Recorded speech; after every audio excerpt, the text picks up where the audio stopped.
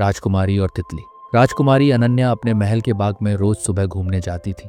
वहां तरह तरह के फूल खिले रहते और उनके आसपास रंग बिरंगी तितलियां उड़ती।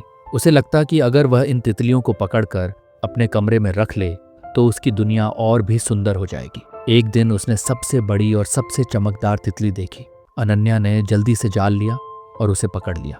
अब तुम मेरे साथ रहोगी हमेशा, उसने मुस्कुराते हुए कहा। लेकिन जैसे ही उसने तितली को कांच के डिब्बे में बंद किया, तितली की चंचलता खत्म हो गई। वह फूलों के बिना उदास हो गई। अनन्या ने उसे दूध, शहद, यहाँ तक कि महकते फूल भी देने की कोशिश की, लेकिन तितली वैसे खुश नहीं हुई। 3 दिन में तितली बिल्कुल शांत हो गई। राजकुमारी का मन दुख से भर गया। उसने डिब्बा खोला और तितली को बाहर छोड़ दिया। तितली कुछ पल रुकी, फिर पंख फैलाकर उड़ गई और जाते जाते राजकुमारी के चारों ओर घूमकर मानो धन्यवाद कह गई।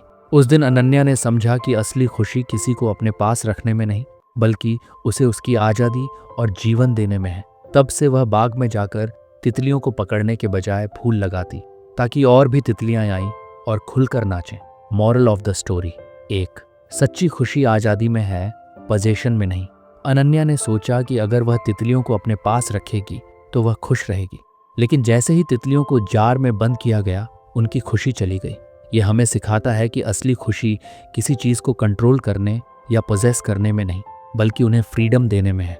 2, नेचर और जीवों का सम्मान करें। तितलियां सिर्फ सुंदर नहीं थीं, बल्कि एक जानदार थी। कहानी यह सिखाती है कि हर क्रीचर को रिस्पेक्ट और स्पेस देना चाहिए। यदि हम नेचर या किसी जानदार को बंद कर देंगे तो उनकी असली सुंदरता और जीवन समाप्त हो जाएगा। 3, सेल्फलेसनेस और एम्पैथी। जब अनन्या ने तितलियों को छोड़ दिया और उनके लिए फूल लगाए, तब उसे असली खुशी मिली।